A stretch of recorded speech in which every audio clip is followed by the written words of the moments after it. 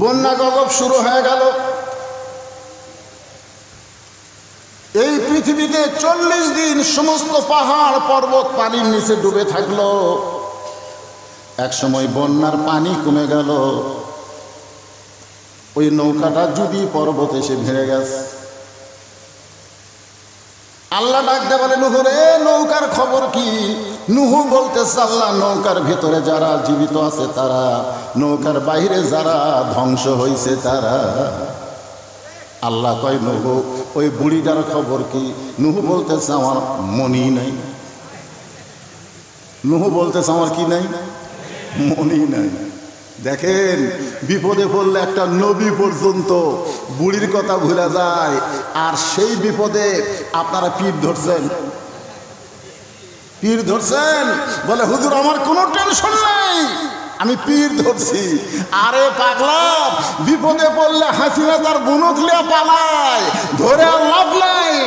একমাত্র ধরতে হবে জিকিরের মাধ্যমে আল্লাহকে। জোরে বলেন ঠিক। এই জন্য আল্লাহ বলেছেন, ইন্না নাহনু নাযালনা যিকরা ওয়া ইন্না লাহু লাহাফিজুন। আমি আল্লাহ কোরআনকে জিকির হিসাবে নাজিল করেছি। এই কোরআনকে হেফাজতের দায়িত্ব একমাত্র আল্লাহ নিয়েছে। ধরে গেল সুবহানাল্লাহ। স্বাধীনতার পরে দেখলাম বাবা দেশ শাসন করেছে, তারপরে দেখলাম স্বাধীনতার ঘোষক আমাদের বাংলাদেশ শাসন করলো, তারপরে দেখলাম এক স্বৈরাচার চাচা এসে দেশ শাসন করলো। জোরে বলেন কথা ঠিক। তারপরে দেখলাম আমাদের ভাবি, বগুড়ার ভাবি বাংলাদেশ শাসন করলো। তারপরে দেখলাম ভাবির পরে বুবু, বুবুর পরে ভাবি, তারপরে দীর্ঘদিন পর্যন্ত বুবু স্বৈরাচার হয়ে বাংলাদেশের উপরে দমন পীড়ন নির্যাতন শুরু করে দিল। দীর্ঘ 50 বছর ধরে আমরা দেখলাম বাংলার 1 ইঞ্চি মাটিতে কোনো শান্তি নাই। শান্তি যদি পাবার চাই, আগামীতে আল্লাহর কোরআন আমরা দেখতে চাই। জোরে বলেন কথা ঠিক কিনা?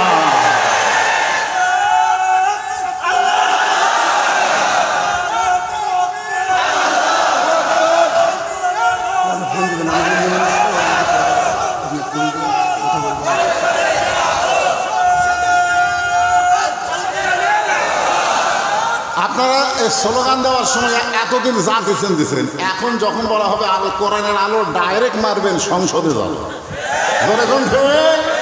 আমরা কোনো লুচ্চা বাটপার খুনি সংসদে পাঠাতে চাই না। 300 জন ভালো মানুষকে সংসদে পাঠাতে চাই। জোরে বলেন কথা ঠিক না? অনেকে বলে হুজুর সংসদ ভালো না, সংসদ ভালো না। লুচ্চা বাটপার সংসদে গেলে কি হবে? মমতাজের মতো গায়িকা গেলে কি হবে? যে আমার বিরুদ্ধে কেস করছে, শালা মমতাজ এবার ফেল মারছে। ভাই ফেল মারাই ভালো হচ্ছে, কারণ পাস করে তো আপনাকে ডাক্তার সাহেব বেশি দিন থাকবার পারলো না। এখন কথা ঠিক কিনা? বড়াই গ্রামের মাহফিলে আপনাদের যে এমপিটা সাবেক হয়ে গেল, উনি আমাকে রাজাকার বলছে, জানেন? আমাকে মাহফিলে ঢুকতেই দেয়নি। আরে কারা গেছিল সংসদে? গান বাজনা হয় আর প্রধানমন্ত্রীর জিকির হয়, আল্লাহর কোনো জিকির হয় না। জোরে বলেন কথা ঠিক। আজকে জিকির হবে কার? আল্লাহ। আল্লাহ বলে, নুহু, তাহলে বুড়িটার খবর কি? নুহু বলতেছে, আল্লাহ, বন্যার গজবে পৃথিবীর সবাই যেমন ধ্বংস হয়ে গেছে, ওই বুড়িটাও তেমন ধ্বংস হয়ে গেছে। আল্লাহ বলে, নুহু, আজগুবি কোনো কথা বলা যাবে না। কথা বলতে গেলে তদন্ত করে কথা বলা লাগবে। আজগুবি আমাদের বাংলাদেশের শ্রেষ্ঠ সন্তানদেরকে স্বৈরাচার ফাঁসি দিয়েছে। জোরে কোন কথা ঠিক কিনা? আজগুবি, আজগুবি যে বিচারপতি, প্রধান বিচারপতি সিনহা হিন্দু, এই যখন বাংলাদেশ থেকে পালায় গেল, ভারতে গিয়া বলল যাদেরকে ফাঁসি দেওয়া হয়েছে তাদের বিরুদ্ধে একটা অপরাধ নাই, বিনা অপরাধে তাদেরকে আজগুবি যুদ্ধপরাধী বানায় ফাঁসি দেওয়া হয়েছে। তোর কোন কথা ঠিক কিনা? আজগুবি 116 জন আলেমের তালিকা করলো আজগুবি, যার ভিতরে আমি আছি 18 নম্বর। আজগুবি কোনো কথা বলা যাবে না। আল্লাহ বলে, নুহু, সবাই ধ্বংস হয়ে গেছে, বুড়িটাও ধ্বংস হয়ে গেছে। আজগুবি কোনো কথা বলা যাবে না। কথা বলতে গেলে তদন্ত করে কথা বলা লাগবে। জোরে কণ্ঠে। আজকে আল্লাহর কোরআন আপনাদের সামনে আছে না নাই? আপনারা তদন্ত করবেন। সামনে নির্বাচন আসতেছে, এই নির্বাচনে আজগুবি আমার ভোট আমি দিব, যাকে খুশি তাকেই দিব।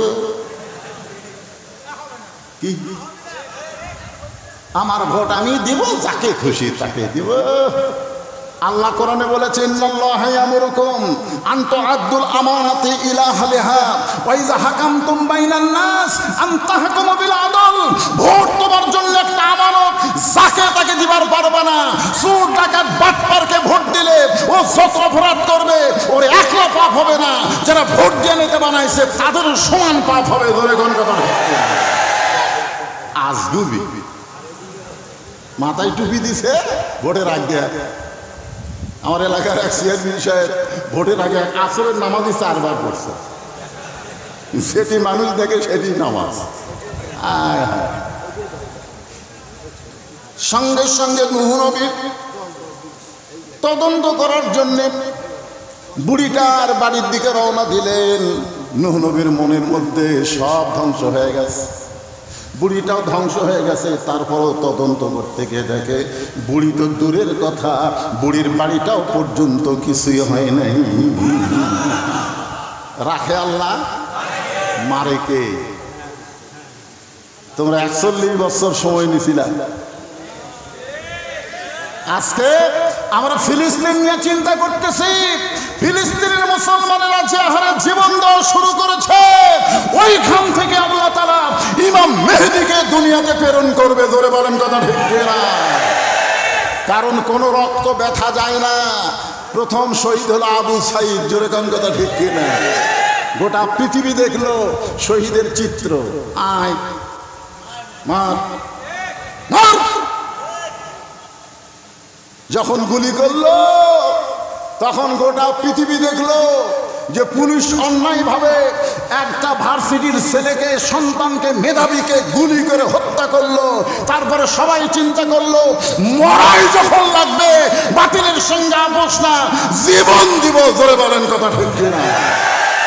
পুলিশের আইজি বলেছে স্বরাষ্ট্রমন্ত্রীকে, ভিডিও প্রকাশ। কি করবো স্যার, একটাকে গুলি করি পড়ে যায়, ওই ফাঁকা জায়গা আর এক ঘন্টা হয়। এমনি এমনি স্বৈরাচারের পতন হয় নাই। ফিলিস্তিন মুসলমানের বিজয় আসবে। রক্ত যখন দেওয়া শুরু হয়েছে, মুসলমানের বিজয় দুনিয়াতে কেউ ঠকাতে পারবে না। জোরে বলেন কথা ঠিক না?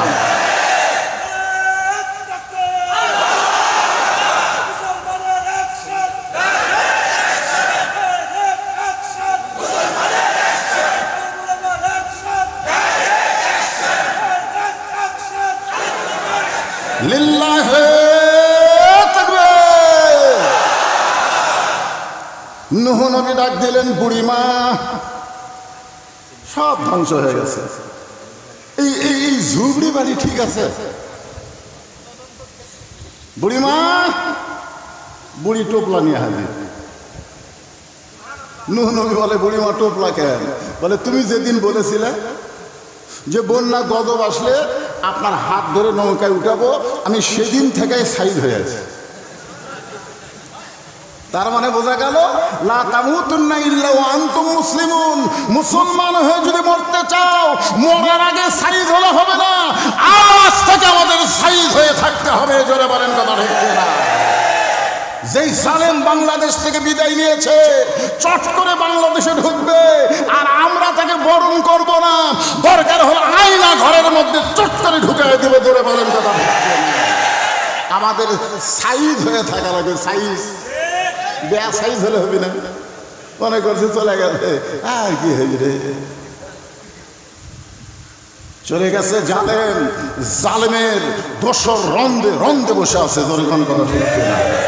সাইজ হওয়া লাগবে। এই জন্য আল্লাহ বলেন, ইয়া আইয়ুহাল্লাযীনা আমানুত্তাকুল্লাহা হাক্কা তুকাতিহি ওয়া লা তামুতুন্না ইল্লা ওয়া আনতুম মুসলিমুন।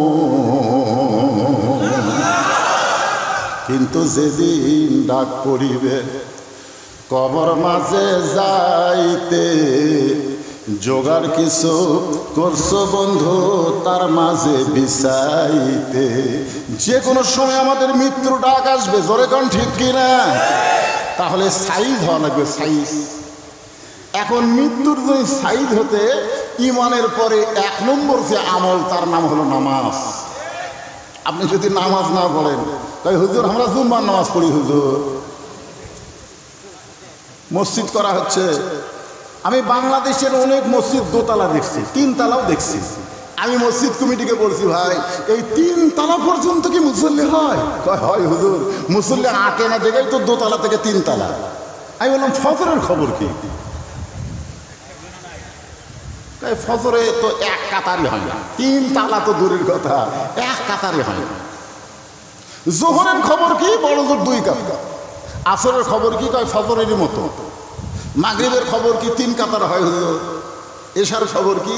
কয় ফজরও যায় এশাও তাই। তো মসজিদের মধ্যে কয় কাতার? কয় 12 কাতার। তো 12 কাতারের 3 কাতার মুসল্লি হয় না, 3 তলা করছো কেন? বলে ওই যে জুমার দিন সবার শেষে এসে আগে যায়, ওই শালাকের জন্য 3 তলা। জুমার দিনে সবার শেষে এসে আগে যায়, ওইকে জন্য 3 তলা। এখন আপনারা বলেন, যারা 5 ওয়াক্ত নামাজ বাদ দিয়ে শুধুমাত্র জুমার নামাজ পড়েন, তাদেরকে যদি আল্লাহ বলে ঠিক আছে লা তাকনা তুমি রহমাতিল্লাহ, আমার রহমত থেকে তোমরা নিরাশ হয় না, শুধু জুম্মা পড়ার কারণে আমি তোমাদেরকে জান্নাত দিয়ে দিলাম, সব জুম্মা পার্টিরা খুশি হয়ে জান্নাতের কাছে দৌড় দেবে, যাই দেখবে জান্নাতের দরজার বিশাল একটা তালা। তো বলবে আল্লাহ আপনি আমাকে জান্নাত দিলেন, জান্নাতের দরজার তালা কেন? আল্লাহ বলতেছে চাবি তোমাদের কাছেই আছে, খুঁজে দেখো। ওরা খুঁজে দেখবে একটা চাবি আছে, চাবিটা তালার মধ্যে ঢুকবে কিন্তু ঘুরবি না।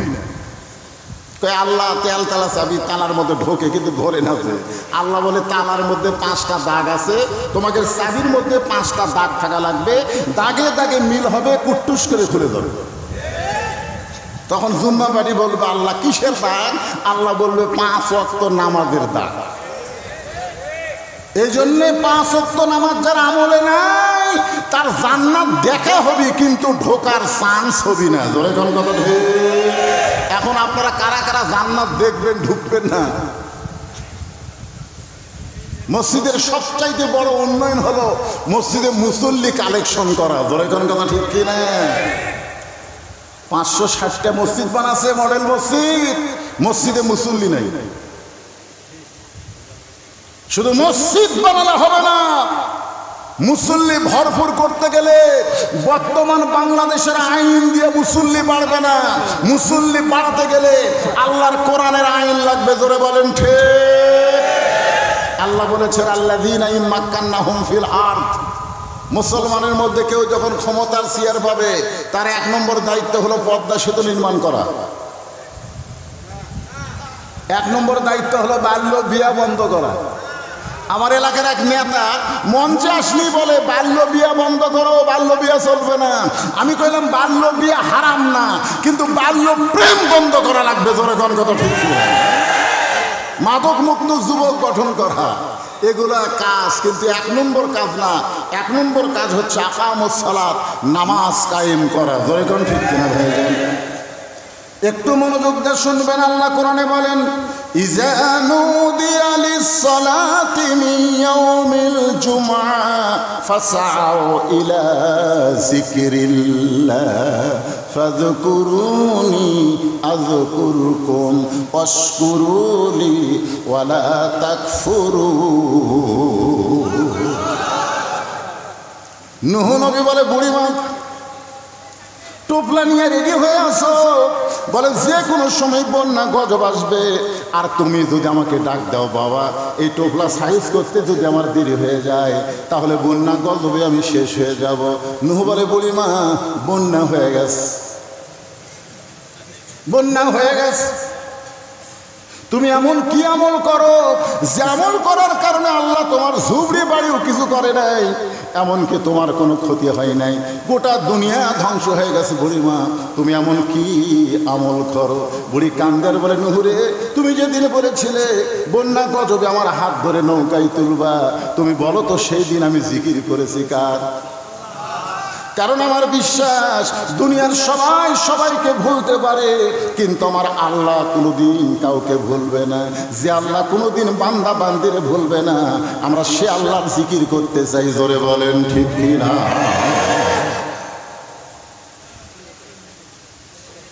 আল্লাহ বলতেছেন ফাযকুরুনি আযকুরুকুম। আবার আল্লাহ বললেন ইন্না নাহনু নাযালনা যিকরা। দেখেন খুব খেয়াল করবেন, এই কোরআনকে আমি আল্লাহ তাআলা জিকির হিসাবে নাজিল করেছি। 13 বছর নবী মক্কায় কোরআন নিয়ে দাওয়াত দিলেন। কোরআন শোনার মানুষ আছে, কিন্তু কোরআন গ্রহণ করার মানুষ নাই। নবী যখন কোরআন তেলাওয়াত করত, চুপি চুপি চোরের মতন আবু জেহেল আল্লাহর কোরআন তেলাওয়াত শুনতো। জোরে কোন ঠিক কিনা? যেরকম আপনারা ওয়াজ শুনতেছেন বসে থেকে, কিন্তু আবু জেহেলের বসার চান্স হয় নাই। আপনারা বক্তার মুখ দেখতেছেন, কিন্তু আবু জেহেল নবীর মুখ দেখতে পারে নাই। নবী ঘরের মধ্যে কোরআন পড়ে, আর আবু জেহেল চোরের মতন বাহির থেকে দাঁড়ায় দাঁড়ায় শোনে। সকালবেলা মিটিংয়ের মধ্যে গিয়ে আবু জেহেল বলতেছে, এত সুন্দর কোরআনের বাণী, রাতটা কোন দিক দিয়ে গেল আমি বুঝতে পারিনি।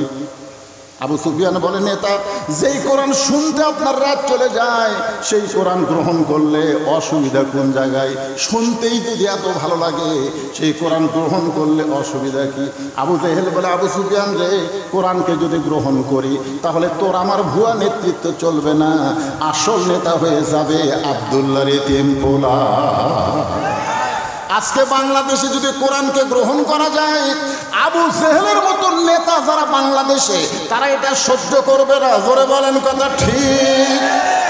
কারণ কোরআনের প্রথম শব্দই হলো ইকরা। ইকরা মানে পড়ো, পড়ো, পড়ো। কি পড়বা? বহু পড়া বাংলাদেশে আছে। আজকে আমাদের ছোট মাসুম বাচ্চাকে আমরা আগডুম বাগডুম ঘোড়াডুম সাজে ঢাক ঢোলক ঝাঁঝর বাজে এই মিথ্যা শিক্ষা দেয়। ক্লাস 2 এর ছাত্র ডানায় পেশাব করে, পিঠের উপরে বইয়ের ব্যাগ, আর ডানায় পেশাব করতেছে, আর পেশাব দিয়া অনেক সময় লেখালেখি পর্যন্ত করে। আমি এক ছেলেরে কইলাম, কোন ক্লাসে পড়িস? বলে ক্লাস 2 এ পড়ি। বসে থেকে পেশাব কর, ডানায় পেশাব করিস কেন? তোর স্যারকে তোকে শিখাইবি কেমনে পেশাব করা লাগে।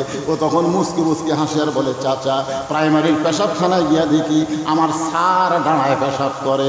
স্যার যদি ডানায় পেশাব করে, তার ছাত্র কোনোদিন বসবে না। 90% মুসলমানের দেশে এই বাতিল শিক্ষা দিয়া আমাদের সন্তানকে ভালো করতে চাই, এটা কখনোই সম্ভব না।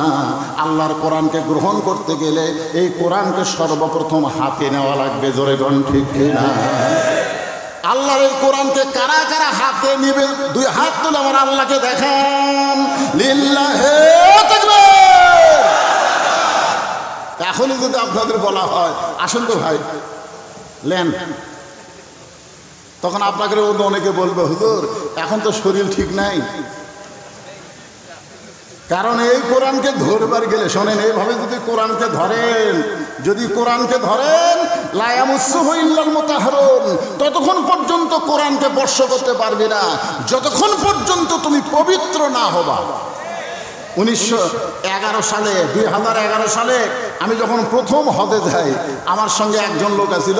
ও আল্লাহর ওই কাবা ঘর চুমা খাওয়ার জন্যে খালি লোকজনকে এরকম পুনার ঘুতে মতো যাই দৌড়ে যায়, কাবার গিলাফ এরকম ধরে চুমা খায়।